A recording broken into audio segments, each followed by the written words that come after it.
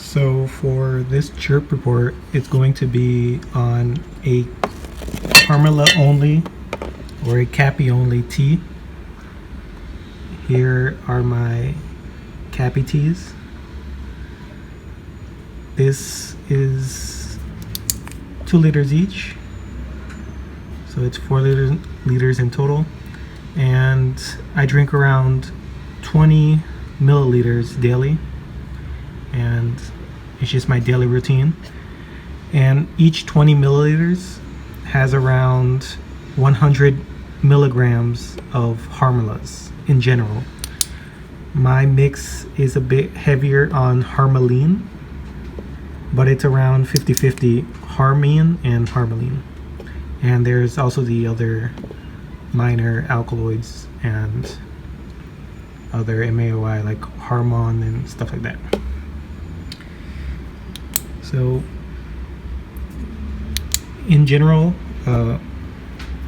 people mainly use Caapi for the MAOI effect in ayahuasca, but there are other properties to it. For me, I use it daily for the antidepressant effects and just a general well-being state of mind. It gives a nice clarity in the mind, and in general I feel an overall well-being taking this. I don't have any depression or anything, but the effect is pretty happiness inducing. It's also a anti-parasitic, I think that's how you say it.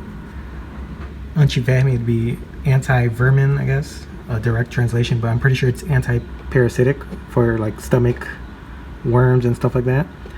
Here in Brazil, it's pretty common to go into a pharmacy and purchase these like in vermicide. And in the States and overseas, I don't think it's as common, but here it's not unheard of to go into a pharmacy and buy an anti-parasitic. And in the Amazon particularly, the water is not the cleanest, and this does help the natives in combating that issue. And here's my Caapi. It's growing fairly well now. So initially I started my Caapi tea. I purchased around 4 kilos of the vine. There's quite a few farms here in Brazil, and some are for the daime churches, so they offer it at a fairly cheap price. And yeah, I just extracted that and made a tea. And initially I started with only around 50 milligrams equivalent of harmalas 2 times daily. If you take a large dose of harmalas and your body isn't used to it, you generally have side effects like diarrhea and vomiting. But since I take this fairly frequently, almost daily, I don't have these counter effects as much or as often. And I make a small extraction from around 100 milliliters, but I don't actually enjoy the pure extract. I prefer the tea. And in general, I don't enjoy pure extracts for various reasons, including legality. But in any case, I started at only 50 milligrams equivalent teas, and then I worked myself up to around 100, which is what I take now daily. And from there I just kept upping the dosage slowly, and eventually for about a week I was taking 300 milligrams harmala's tea, and there wasn't any specific effect, but I did get over all of the side effects, which initially did have causing the runs and stuff like that. So with my daily dose, I get a very little visual enhancement, with colors being a little brighter, but mainly for the mental clarity. And once I reached around 200, 300 milliliters, or milligrams, yeah.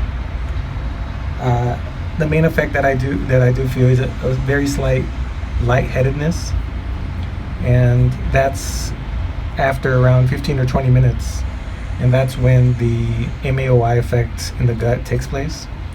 So if you were to take psychotria or DMT, you would take it after that time period. So for me, I take double the dose, around 200 milligrams. I feel the full MAOI effect, and I kept increasing my doses. Once I reached around 600 milligrams equivalent, I did get a slight dizziness and a vertigo effect, but it wasn't too pronounced, and it only lasted maybe 30 minutes. It wasn't a very strong effect. And following this 600 milligram experience, I decided to up my dosage considerably, almost doubling it, to 1 milligram, or to 1 gram, 1 full gram of harmalas, which I would equate to around 500 harmine and 500 milligrams harmaline. And that's where the actual effect of my trip report is going to be. I always take my Caapi before I take an espresso shot, which I take daily as well. In general, no one suggests you mix a stimulant with MAOIs, but I personally do this almost daily, and I have no counter effects. If you have any heart problems or high blood pressure, obviously do not mix these two, and do your own research, but I personally have never had any issues. If anything, it enhances the caffeine effect from the coffee. So before I did my 1 gram harmaline tea, in this time period I was doing my yearly blood work and overall checkup, and everything came back clear. I had no issues, no high blood pressure or anything. And Caapi is also known to help regulate your glucose and insulin levels, but I'm not suggesting anyone replace any medication or anything. I'm just sharing the other benefits besides the MAOI effect. So on the day that I took the 1 gram harmala tea, I was going to go to the doctor's to accompany my mother for her doctor's exam.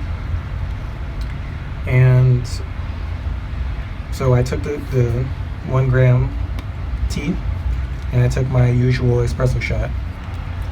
And within 20 minutes, I started to feel a bit different. I was obviously under the effect of something. And something that's quite frequent at higher doses is you hear a humming in the background. It's a constant, similar to a gas generator or something in the background. You hear it constantly. And all the other sounds around you seem muffled or like a background noise.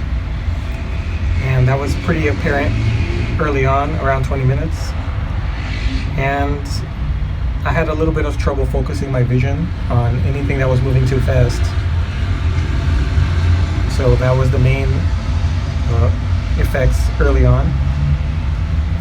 And once you focus your vision a bit on any object, there was that psychoactive effect where it's waving and it's moving. The textures, you get a waving effect. And I got that from Caapi alone without any other additives. And soon after, I had to leave to go to the doctor's appointment. So other than those two effects, overall I was feeling pretty alert and energetic because I also took the coffee. But I had a difficult time walking to the doctor's after we reach a crosswalk. The initial starting to walk, you seem stuck and you don't want to move. But after you pick up the pace and start walking, I felt I could walk indefinitely as long as it was repetitive. Like I didn't have to focus too much on traffic or anything. You get into a trance-like state and you just keep walking because it's repetitive. It seems easier, and you kind of zone out overall. The colors weren't enhanced at all in general, which on lower doses there was a bit more brightening and saturation, but not at this dosage. And the main thing that always stands out is the humming and the wobbling, like you hear that constantly in the background. And if this was your very first experience with any type of psychoactive, or you weren't aware that you could have this effect, it would be pretty scary because everyone around you is oblivious to that sound you're hearing. So it could be kind of scary if you weren't prepared for it. But overall, I wasn't really deterred by that since I was used to it. And yeah, I just kept walking. I'm not sure if I didn't see any visuals since I was focusing on trying to act normal walking. But there was no major visual distortions at the time. So during the time that I was walking, I was quite talkative and receptive, and usually I'm very introverted, so I barely talk much. And once I'm under the influence of something, I usually shut down and I'm very, very quiet. But the opposite effect, I was actually more talkative, and I seemed, at least in my perspective, to not talk too much, but I had to keep reminding myself that I was under the influence. So my speech wasn't slurred or anything, so overall, someone observing me wouldn't know that I'm under the influence of anything. But overall, all of the sounds were a bit strange. I did read reports beforehand that they mentioned high tones being dulled, and that's pretty accurate in my experience. Everything seems muffled and in the background.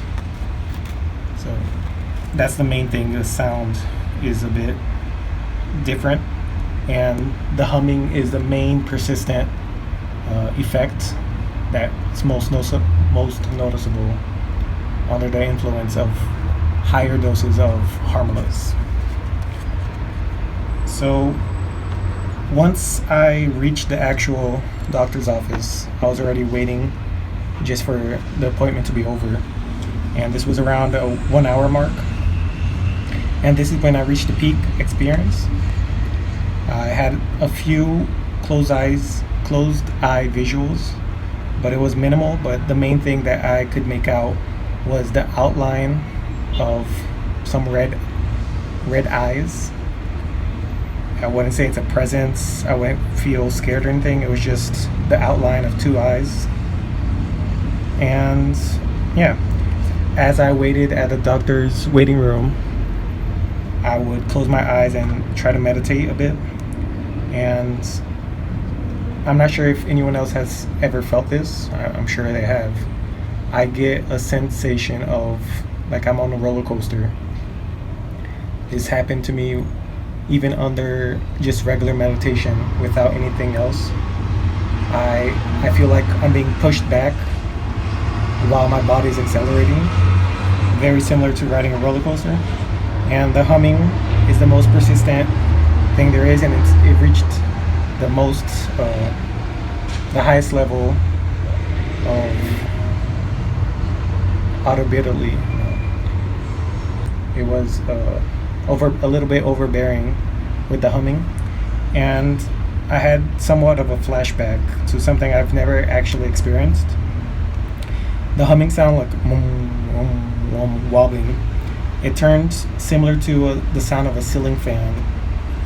And I felt that I remembered I was taking ayahuasca inside a tent with a shaman, and I was laying down on a mat on the floor, and I was looking up to the ceiling and just hearing the humming sound. And I've personally never taken ayahuasca in that setting before. I've only taken it on my own in my house, so it was pretty strange, but it did remind me of my strongest psychedelic experience, where I've had memories, like I guess you could call them memories, of being other people. And the closest I could explain to this hallucination would be similar to the story of the egg, where you're everyone, and I've had that experience. My most pronounced experience with psychedelics, I've had that where I felt that I was other people, and I lived like hundreds of lives. But I don't know, it was something. It feels like a memory, but it's obviously not. And this was before I actually read the story of the egg, and I thought that was pretty cool since other people had similar thoughts or experiences before. There was no real time delusion and no other major visual effects. It was mainly the mental trip of that memory.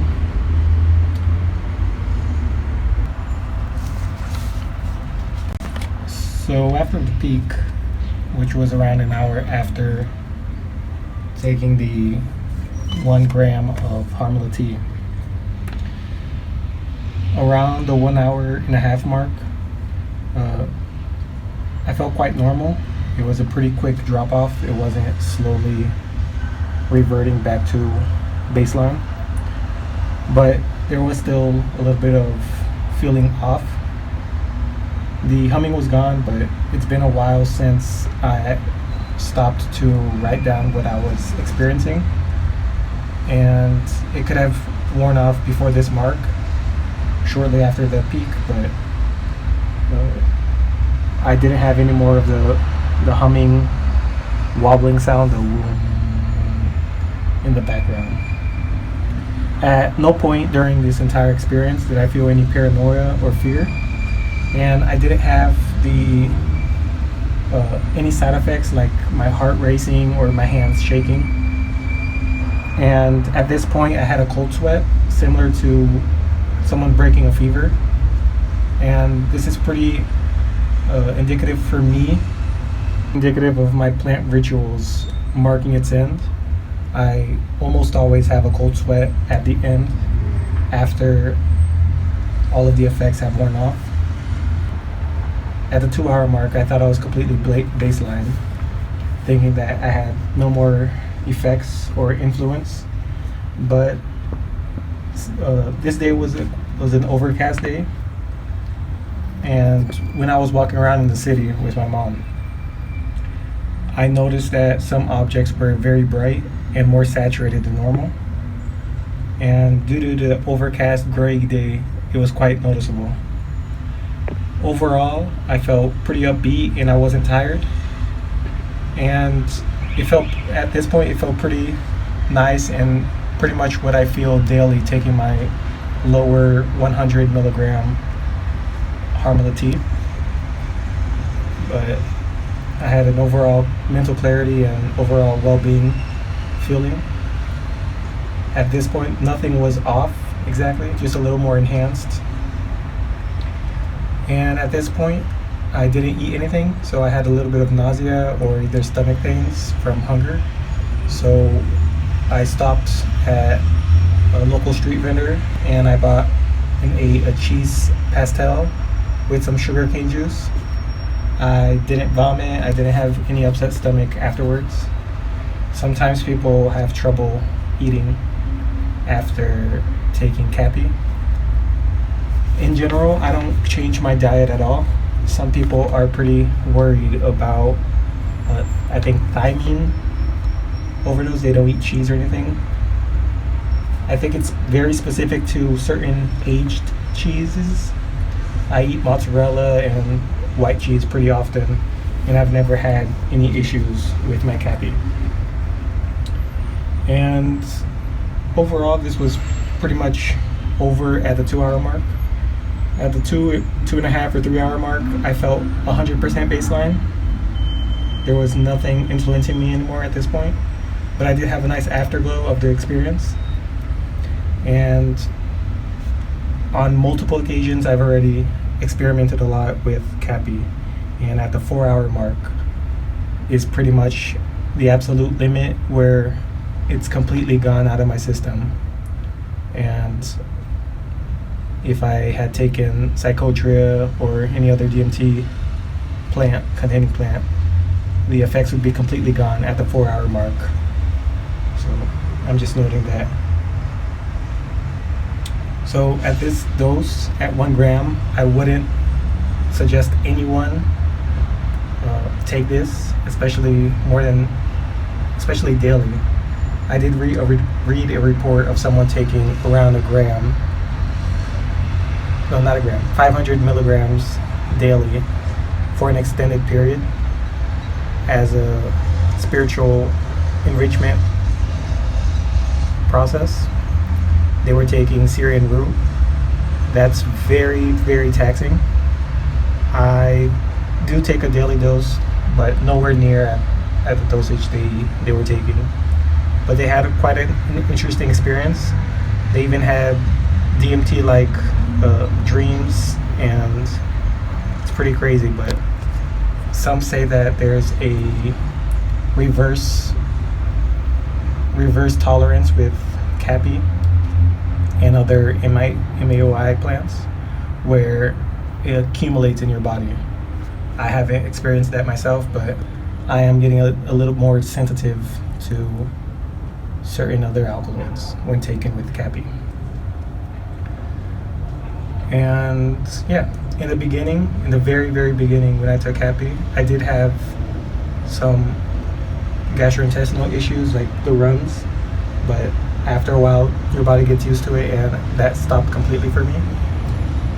And at high doses I did not have that issue at all, but this was more of a like try it once and get it over with experience for me. I wouldn't be trying this dose, I wouldn't take this dose lightly, but it is indeed psychedelic at very high doses, but on its own. There is a tribe in the Amazon, I'm not sure if it's in Brazil or in Peru. They take Caapi on its own and are said to have visions. I can imagine at even higher doses it being even more psychoactive and psychedelic in its effect on its own, without any light bearing plants, which would be DMT carrying plants. And I would guess at around the 2 gram mark or higher, you could have some very pronounced experiences with Caapi alone. But that's pretty intense, and if you have any health issues, obviously stay away from these extremely high doses. So like I mentioned, you shouldn't mix stimulants, or some people don't even suggest mixing coffee with Caapi or any other MAOI. I personally don't have any health issues. I don't have heart issues or high blood pressure.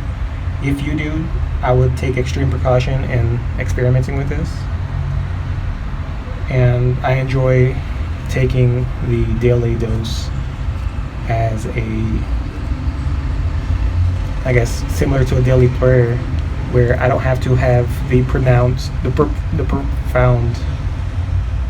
I prefer taking it daily, and I don't need to have that profound experience to be closer to the divine. And yeah, that's basically my trip report for Caapi on its own being psychedelic. In my future trip reports, I'm experimenting taking Caapi for its MAOI effects with smaller doses of other plants. For me, the Caapi is the number one master teacher. I don't see myself not taking Caapi anymore. And I just think it's a profound plant. Even without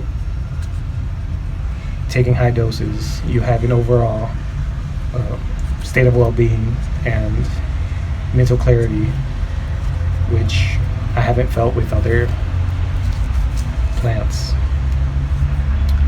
So yeah, in the future, my following trip report will probably be a 50 milligram mescaline hydrochloric acid extract with Caapi at 200 milligrams. 200 milligrams of harmala tea is what I take for all of my MAOI effects. And then I have an experience for 50 milligrams, which is not psychoactive, or it's under the threshold for taking it orally on its own.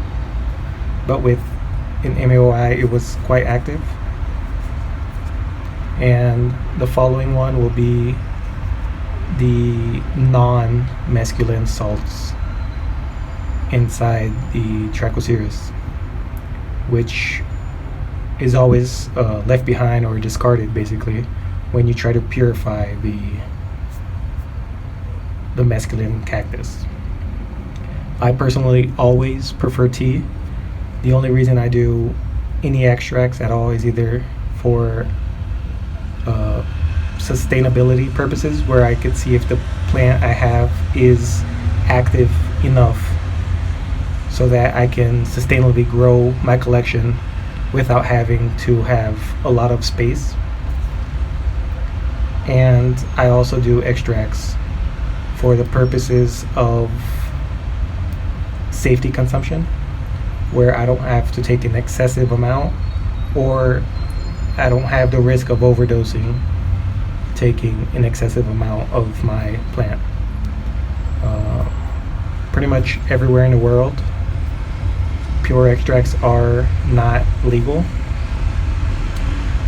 So again, any extract that I do is purely for scientific purposes, and I don't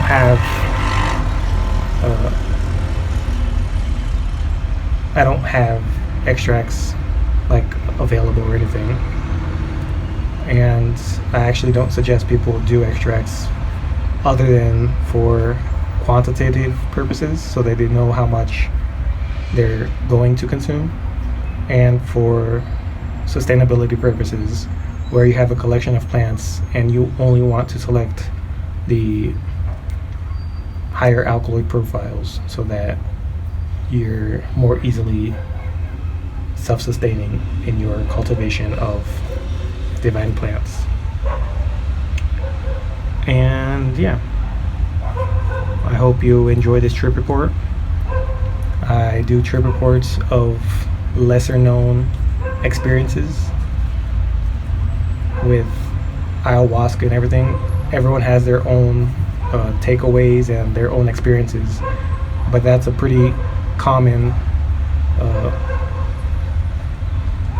experience that people have with these plants, whereas a harmala only or Caapi only experience at high doses is not as commonly heard of. And even further in the future, I plan on doing different forms of Huasca brews. I want to do a peyote Huasca, which I've never seen anyone do. I enjoyed, like I mentioned, the Trichoceres asqua or cactus asqua, whatever you want to call it.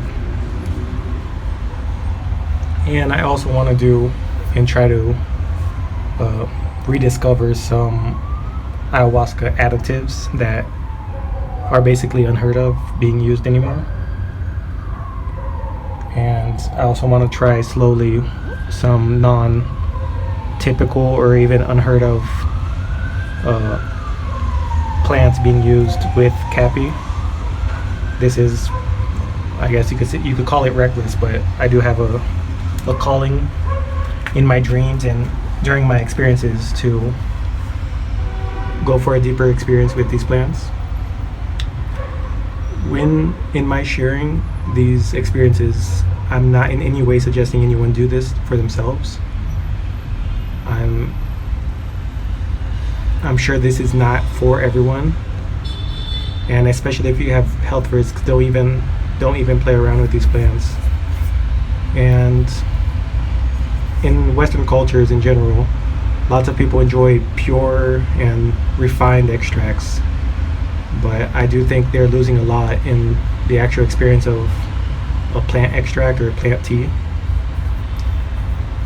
With cacti in one example, most people suggest a mescaline extract where you actually lose a lot of the other salts and other actives inside the cactus. So I'm actually not in favor of extracts for multiple reasons,